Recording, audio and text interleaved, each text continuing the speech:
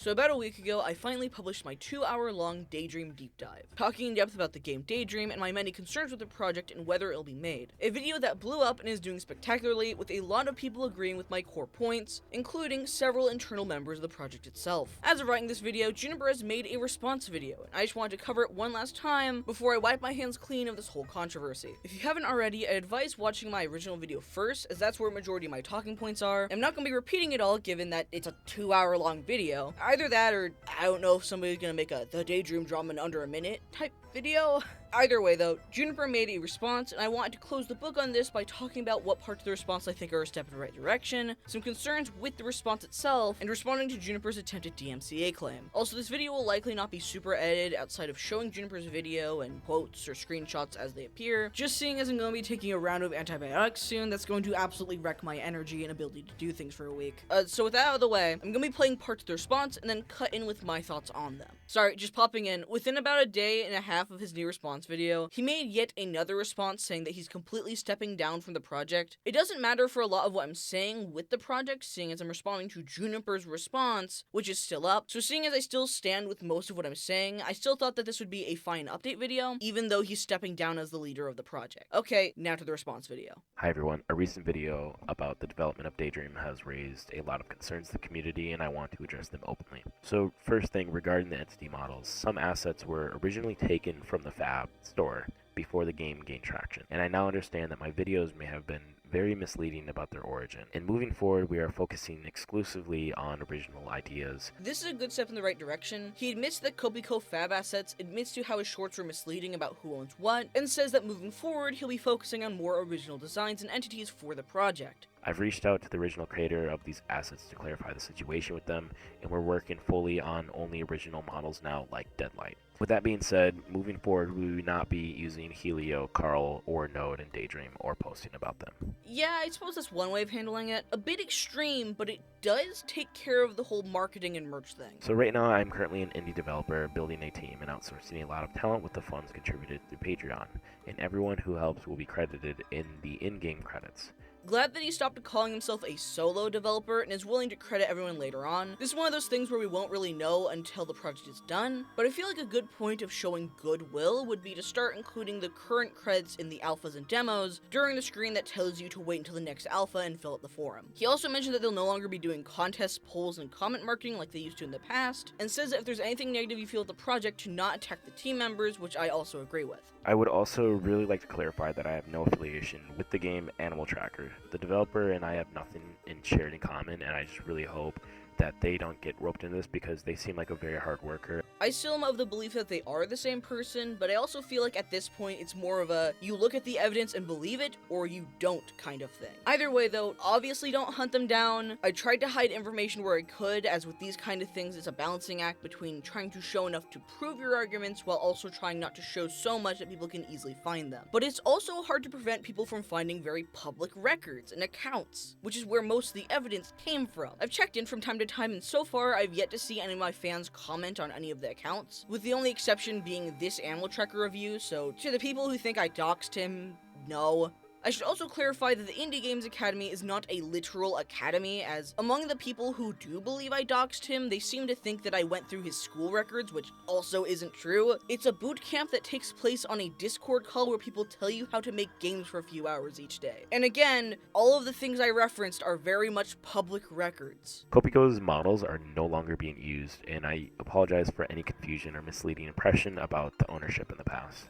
I'm just very focused on finishing this game and moving forward, and you'll start to see a lot more original content right now, like including puzzles, objectives, a clear sense of what the game is about, because that's something I've been lacking in the past. Not a whole lot I can say right now other than I hope he goes through with that and wait until then. Now that I think about it, I feel like that's a lot of what I have to say of like, it's good if so, and hopefully you follow through with it. My goal remains to deliver the best experience possible, and if you have any constructive advice on how we can make Daydream more authentic or engaging for the community, please comment below. I would love to hear thoughts on how things could be better.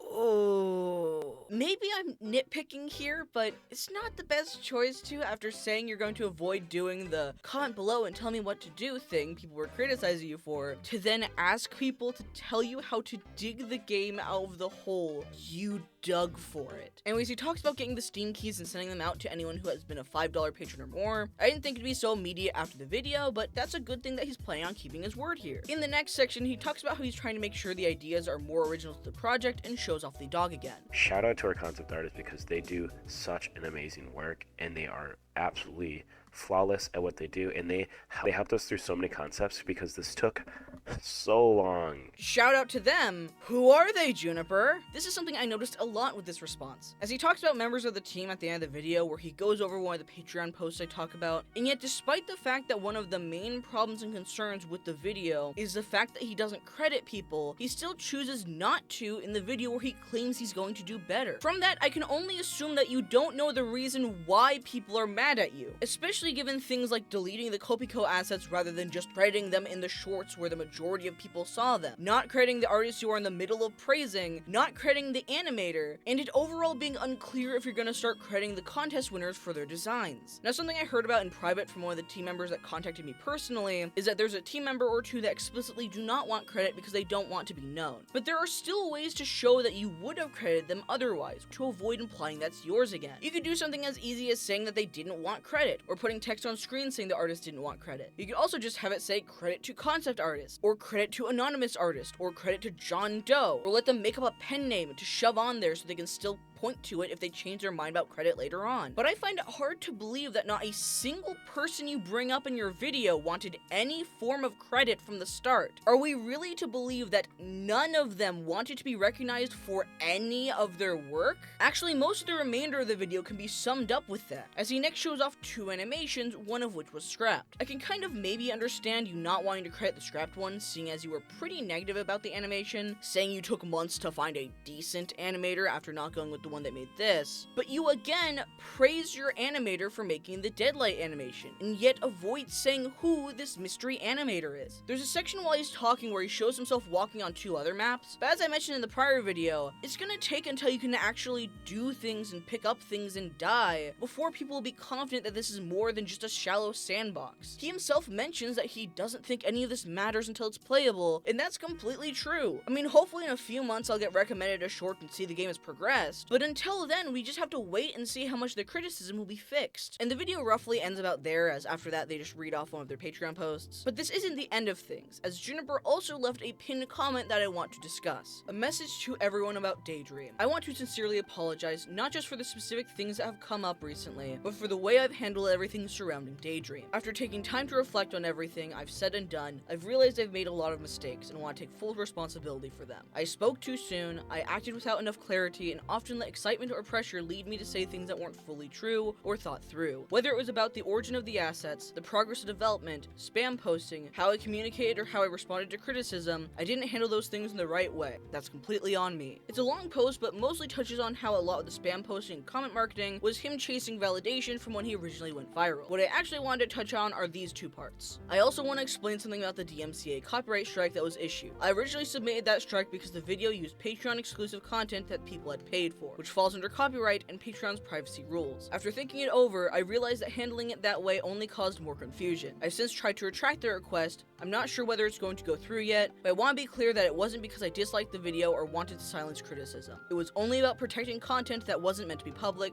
and I should have communicated that better. I'll talk a bit more about this in a little bit, but before that, I know I've said things in the past that I now take back. I tried to defend myself when I should have listened. I tried to explain when I should have admitted I was wrong. The truth is simple. I made mistakes, and I take full accountability for them. And this is the part that made me want to make this video, because, Juniper, by said things in the past, do you mean the post you made 3 hours before this response video that heavily contradicts the one you just posted? I probably would have felt a lot more content with just letting bygones be bygones, and probably would have believed a lot more of what you just said, if not for the fact that only a few hours prior to that response going up, he made a large community post with a completely different outlook and story, during which he claims I doxed him, which as I mentioned earlier, I don't agree with, and neither did a lot of their fans, as during the 1 hour this version of the response was up, up, it was flooded with comments pointing out the fact that I did not dox them and how that's not what doxing is. Everything is public records and accounts. After about an hour, all of the top comments were this, and so he took it down. Or at least that's the only reason I can assume he took it down. But in this response, he takes a much more aggressive approach, where he, aside from the doxing claims, gets very upset that I didn't respond to his email that, at the time, was only 3 days old. It had gone to my spam folder, so I hadn't seen it. But if I had, I still wouldn't go on a call with you, Juniper. In fact, I had a whole section of my video explaining why I chose not to directly contact you. And I feel like you making this response, deleting it when nobody agreed with you, and then making a heel face turn within 2 hours after accusing me of an actual crime should show you exactly why I didn't want to talk to you in private. He also makes drastically different claims as to the video he was apparently making prior to this much nicer one. Notably, unlike his actual video response where he takes responsibility for the assets not being his, he says he will cover the whole accusation about quote-unquote stolen assets by proving he spoke with Kopiko in private, which, if that's true, doesn't answer why you treated the name Kopiko like the name Voldemort for the past year, avoiding saying it at all costs up until now, or why you, after being sad you couldn't buy the rights to the Sun and Moon model after they blew up in popularity, used a third one after you had gotten millions of views and recognition already. And if you did get permission, why wouldn't you say that? Oh,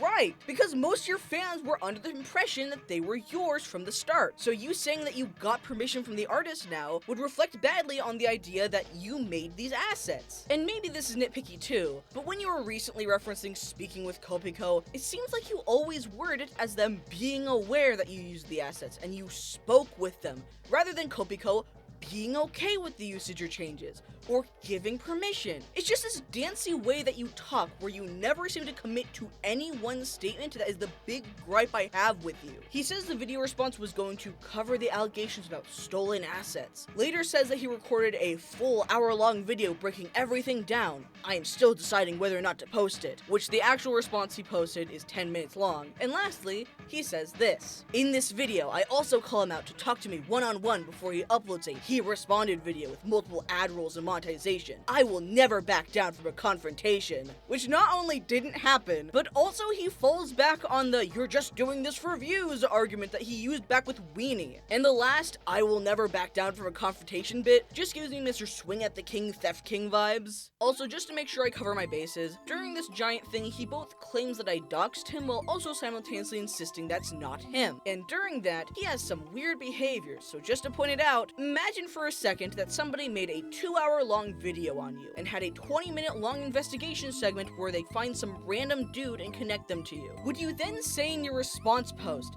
"It's not me, but also if it was, then it doesn't matter, but also the guy that you did get is actually an amazing game developer that's really hardworking and sexy and I want to kiss him on his little capybara mouth."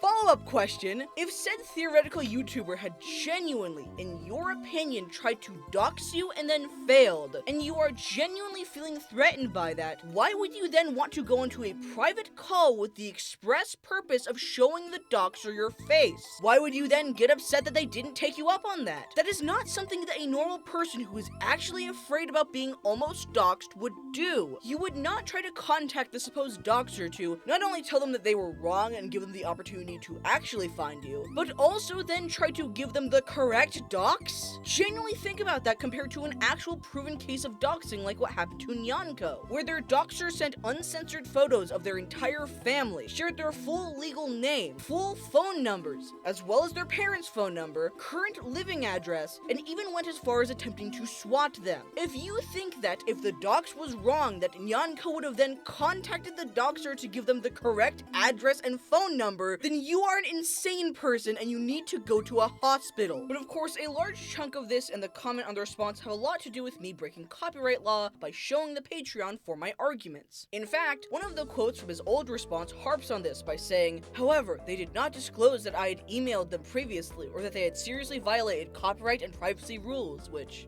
I didn't disclose the fact he emailed me in the video that was made before the email existed. I guess there's also a chance he's referring to the post I made shortly after he banned me from his Patreon, but even then, why would I be obligated to randomly say that I committed copyright infringement if I don't believe I committed copyright infringement? I didn't even know he was gonna make this argument. Why would I be obligated to become psychic and puppet an argument that you made several hours after the post was up? This isn't something that you argued in the Discord, so it's not like you could have expected me to see it and then randomly say that in my post. In a post making a joke about me not getting the Steam key anymore due to getting blocked shortly after upgrading to that version of the plan. Why would I bring that up? Now, the whole DMCA thing is something I want to go into depth about and actually defend myself on. See, the main argument that Juniper makes is that 1, I broke copyright law by showing the exclusive Patreon, and 2, that I was obligated to contact him via email prior to the video, seeing as that's something that he also harps on. But in order to talk about this, we need to talk about fair use. I know especially on YouTube that fair use gets thrown around a lot, so what we should really focus on is why fair use exists. Not just the fact that it lets people do parodies and criticism and commentary, but I mean more of like,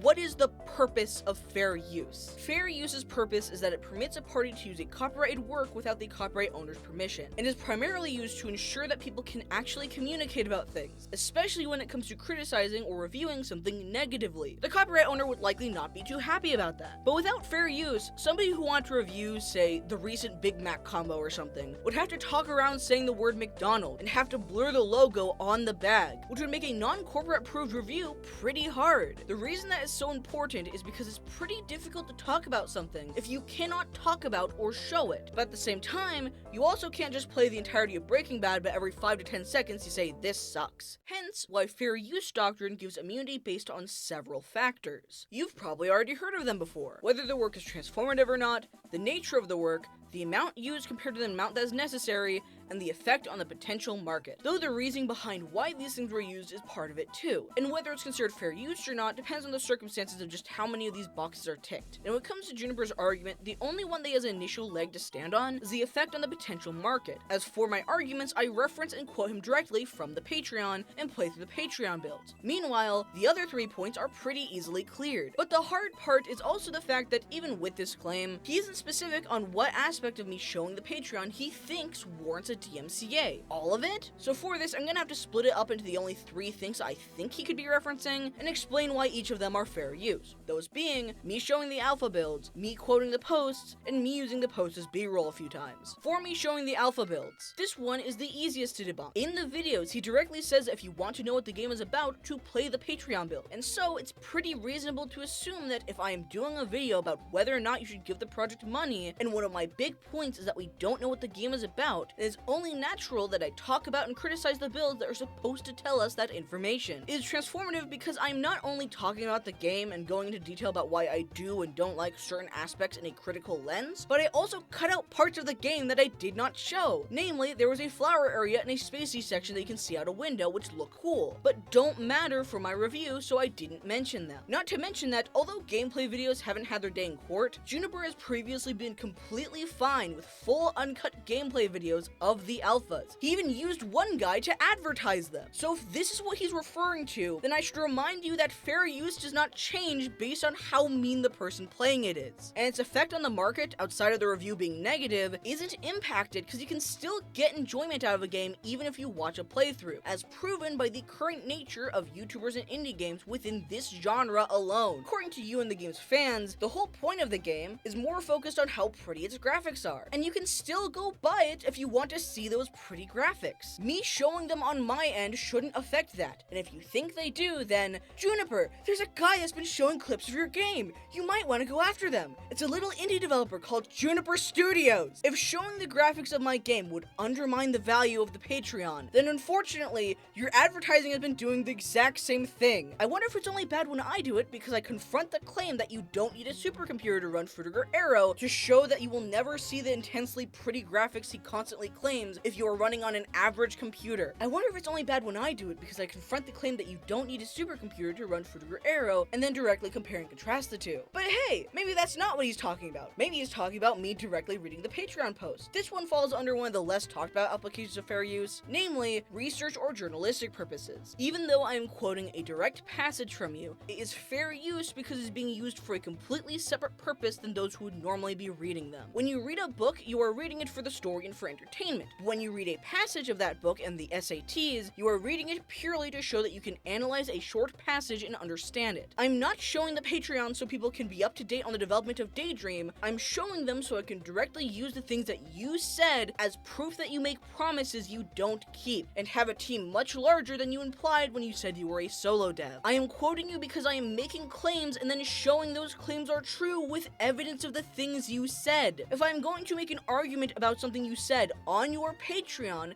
then it is only natural that I am going to show excerpts of the Patreon as proof of that. And it is not copyright infringement to quote the things you said as evidence just because it's behind a paywall. Do you believe that if someone posts on their Patreon about shoplifting from a GameStop, that if a GameStop employee quotes their post when writing their police report, that they would be guilty of copyright infringement? What about the David situation? Do you believe that if CNN showed a music video of romantic homicide while talking about the murder that mirrors it to a T, of which even went as far as hiring an actor with a striking appearance to the dead 15-year-old found in the back of the songwriter's car, that if CNN showed the music video in their coverage or quoted the lyrics, that they would be guilty of copyright infringement? Do you genuinely believe that? Because if so, then I guess the entirety of H. Bomber Guy's video on plagiarism should be DMCA'd for quoting from James Somerton's Patreon, and several deleted videos of his when showing how often he stole word for word. Although you can argue that me showing the posts means that people won't pay to see them, I'd argue that if you weren't on the Patreon and you got that far into the video, I'd harbor a guess you probably weren't going to pay for it anyway, given that section is preluded by an hour and 20 minutes of why you shouldn't fund the project. Unless you think your fans are going to go to that timestamp just to see the Patreon and then plug their ears about everything else I'm saying just to avoid paying $1, then this feels really dumb.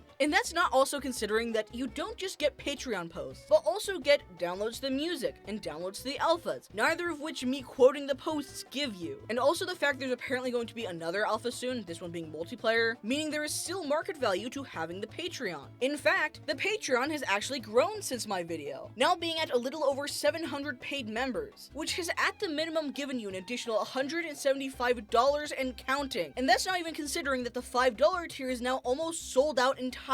Okay, I did not think I'd have to record anything new for this video, but when I went to go get a screenshot of the membership, it looks like he's updated the $5 tier where instead of saying free Steam key plus co-op testing like before, now it's free Steam key plus NDA testing, and has a new blurb saying that you might have to sign an NDA. Just wanted to point it out so people don't try to point to that as the reason, because I never had an NDA and bought it when it was not titled that, so I can't retroactively break an NDA that didn't exist and I didn't sign, just so folks don't argue that that's the reason for the DMCA. Oh yeah, also it still promises polls that they can vote on, which he said the response video is not going to be a thing anymore, so might want to fix that. The only last thing I could maybe see him arguing, and possibly the best out of the DMCA arguments, is how when I'm talking I will usually scroll through the thing I'm about to talk about before making it all blurry and putting up on screen what I'm directly quoting. And amongst these things, I did so with the Patreon too. Now given this is a 2-hour long video, you'd assume that this must have meant I really went out of my way to show absolutely everything with this scroll through, so I decided to watch back through my video and chart down all of the posts that were shown to see what I leaked. But as it turns out, I'm actually a really uncreative person, because up until the Patreon part, I reused the exact same clip when scrolling through everything. In fact, I just reused the same clip that just scrolls through the same 4 posts, although usually it cuts off around these 2. Eek ads! 4 posts? Well, calm down there and let's look at the supposed damages. The main clip I did of me scrolling was of the Alpha 3.1 test and the Daydream update, where production is and what to expect. Of these 2, which are shown 4 separate times, we see the Alpha 3.1, which is a download to the 3.1 build of the game. This doesn't have much text to link, given it was where you download the build. It is text which has a hyperlink embedded into it. Now there's one thing I did fuck up on here, in that at one point I left in a link to the feedback forum, so I guess my fans might fill out fake feedback on not 3.1 but 2.1, because the 3.1 was actually hyperlinked without visible URL. Though Google Forms are pretty easy to close without messing things up, given all they'd have to do is close this one, make a copy of the form, and replace the link, which from me checking it looks like that's exactly what he did. So even if any of my fans went through the effort of typing the entire link, because it's a pretty long link, just to say mean things, I guess, it was almost instantly rectified within a week. So, oh no, I leaked the area where you send bug reports. How will the Patreon ever recover? Juniper. The other one is Daydream Update, where production is at and what to expect, which ends at a show more section, meaning we don't even see all of it, and even then, this is one of the posts that I actually read out later on. In fact, he reads it out in his entirety himself in his own response video, except in my case, I actually talked about what the words I am reading mean in the context of what I am saying, while he just kind of reads off something, then repeats it, and then reads off the next thing, and then repeats it. We also have 3D modelers who handle creating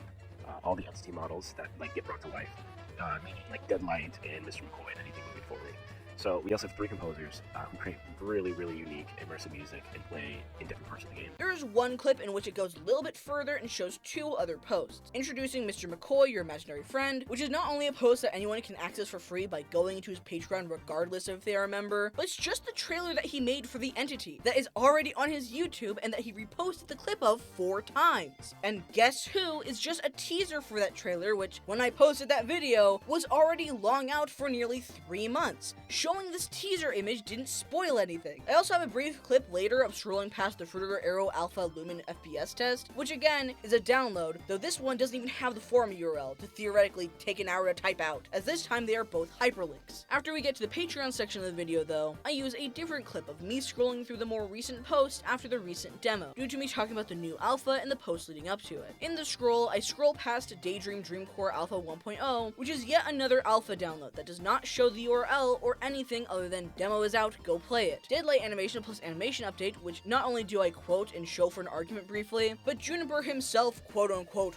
leaked the day after my video went out, and then a second time on this response video. If the only reason you are seeking out this DMCA is because it's so unfair to your fans, then why are you leaking the exact same information? The purpose of a DMCA is to get things removed or taken down. If this was really why you wanted my video gone, then why are you leaking the exact same things the immediate day after? If the DMCA went through and my video was taken down, then you uploading the exact same things you're supposedly mad at me for showing would surely upset them, given people who watch your channel are the most likely contenders to think about paying for the Patreon. And then the final posts that are seen here, the alpha is done, alpha update 3, alpha update 2, and sorry for the wait, are all quoted and used as arguments only a few seconds afterwards anyways. The latter 2 posts also being completely free to non-paying backers. This does not make sense if you believed it to be copyright infringement, because for all 3 of the things you could theoretically be mad at, because again, we do not know what you are referring to, you've either been completely fine with people doing it so long as they're actively praising you for the cool grass. Look at the grass. Grass looks amazing. Looking nice.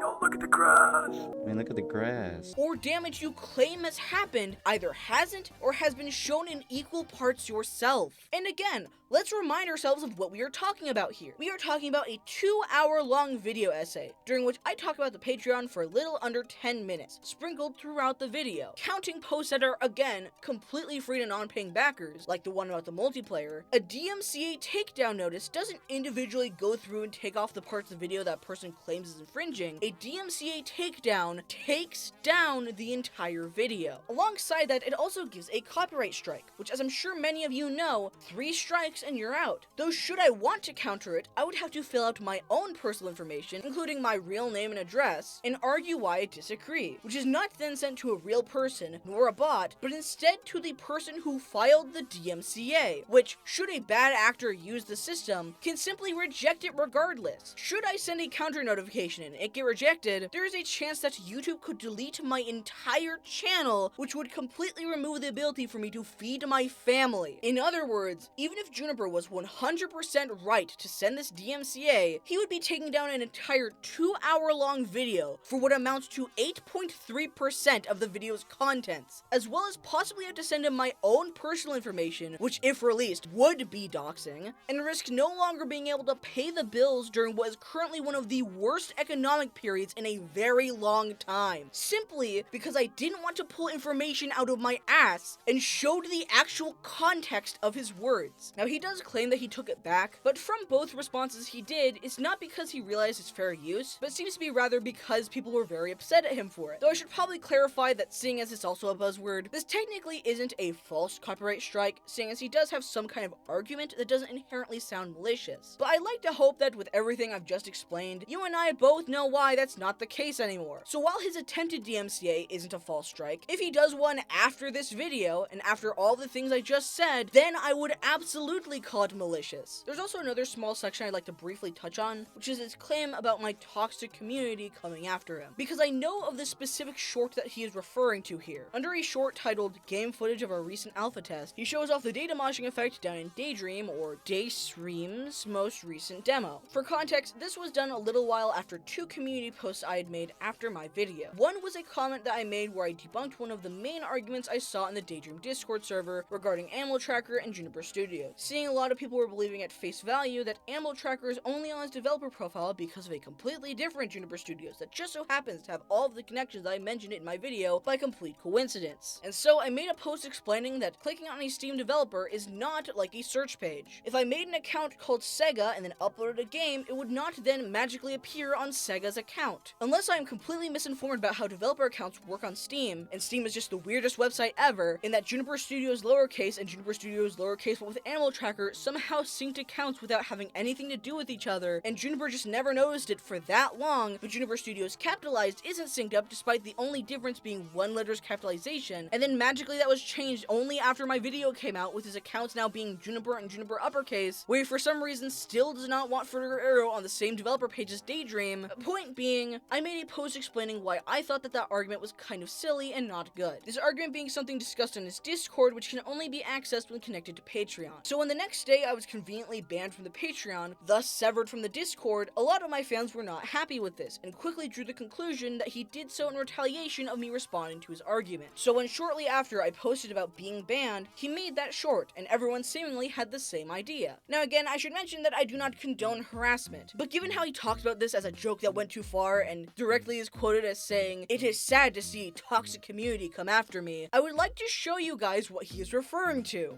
Hey, what's Animal Tracker? This reminds me of a game. Animal Tracker, I think. What's Animal Tracker, Juniper? You should add a mini game where you need to track animals to get the next level. Guys, he's gonna delete this vid so he can go play Animal Tracker instead. You should make it so an animal jumps out of the screen and then the goal of the room is to go track the animal. Guys, I found this cool new game. It's called Animal Tracker. Juniper, I wouldn't even continue making this slop. Just make Animal Tracker 2. Trust me, you'll get $1 bajillion.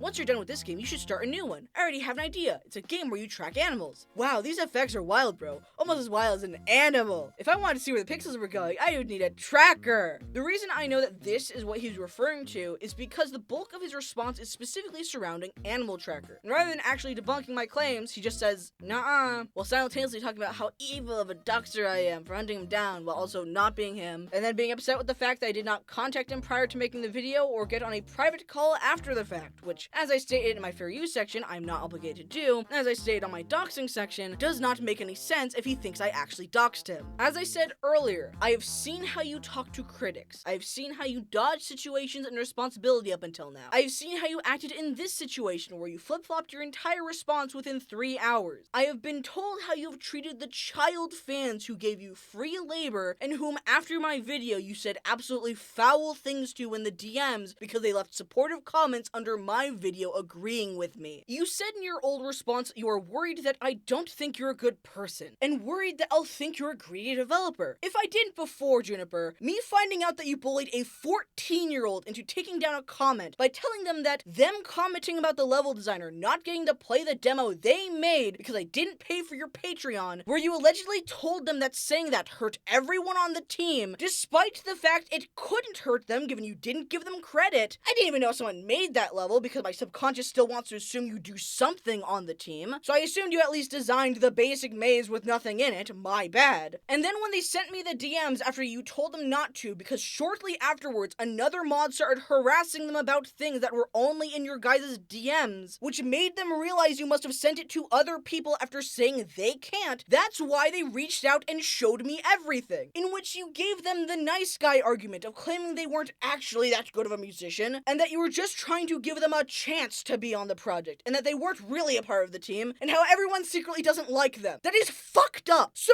yeah, I do, Juniper. I do think you're a bad person. Not because of Animal Tracker like you seem to insist, but because of how you are as a human being. Because every time I attempt to be gentle with you, you keep digging, Juniper. You've had the right to remain silent. You've had the right to remain silent for a long time. But unfortunately for all of us, you lack the ability. If you only made that second response where you pretend to take accountability, I wouldn't have made this follow-up video. And I want you to know that. Frankly, if you had credited the contest winners, I probably wouldn't have made that whole 2-hour long video. And while you can claim that's all honest mistakes and that you're changing, and then shortly afterwards throw yourself on your own sword by stepping down, honest mistakes are traditionally easy to see the reasoning to why you messed up. Dishonest mistakes leave footprints and screenshots and dribbles of who you actually are when the screen turns off. He also, in a lot of the newer messages, keep mentioning something about a Patreon privacy promise, which I attempted to find, but the closest thing I could find was the creator privacy promise, which, from the skimming I did, appears to be about the Patreon collecting data from creators, not about patrons disclosing Patreon information. I looked into different parts of the Patreon guidelines, especially in regards to things off-platform and the community guidelines, but I wasn't able to directly find anything about posting exclusive content. But also, I don't doubt that there is something somewhere on that, but it's not the privacy promise thing he keeps bringing up. I don't care all that much about the Patreon being banned, seeing as I was gonna cancel my membership anyways after the video. I just found the blocking humorous and wanted to share it in that post at the time. A lot of the argument in general with the copyright thing feels very similar to a situation we see almost every generation here on YouTube, as folks who are around my generation of YouTube may remember the Cool Cat Saves the Kids situation, where a YouTuber by the name of I Hate Everything talked about the movie and the creator of it sent them multiple DMCAs, sent multiple emails both asking to talk in private and also making alternate accounts to roleplay as a lawyer, and almost getting his channel taken down until the YouTube community rioted against it. A similar thing happened with the movie Swiped, with people who reviewed the movie getting DMCAs, and the creator of it insisting that YouTubers who covered it were required to contact her specifically if they wanted to use footage from the movie, and that if they want to remake their videos, they have to completely re-edit it using only trailer footage and are not allowed to say anything about how the film ends. I'm a little disappointed that he didn't talk about anything surrounding how he called Fruitiger Arrow the first ever Fruitiger Arrow game, and Daydream the first realistic liminal horror game, seeing as that was my favorite part of the video and my favorite thing to talk about. But other than that, this is likely going to be my last video on Daydream unless something big happens or the game gets released. So if he makes a response to my response to his response, I'm probably not touching that. I feel like I've said all I need to say in regards to this, so that's gonna be my last words in this situation. I'm also thinking of taking a break to work on my own game that I took a break to work on several months ago, but this time around I am thinking of scripting and recording some videos and just getting an editor to do the video editing for me, so that way I can schedule content while I learn how to do things like Smack Studio for sprite animations and try to get my game into a more showable state, seeing as I don't plan on putting anything out about it or showing its Steam page or anything like that until it's trailer ready. And of course, obviously I don't want to fall into the same pitfalls that I'm criticizing Daydream for. So, leave your tip at the door, my friends, and I'll see you around. Bye-bye!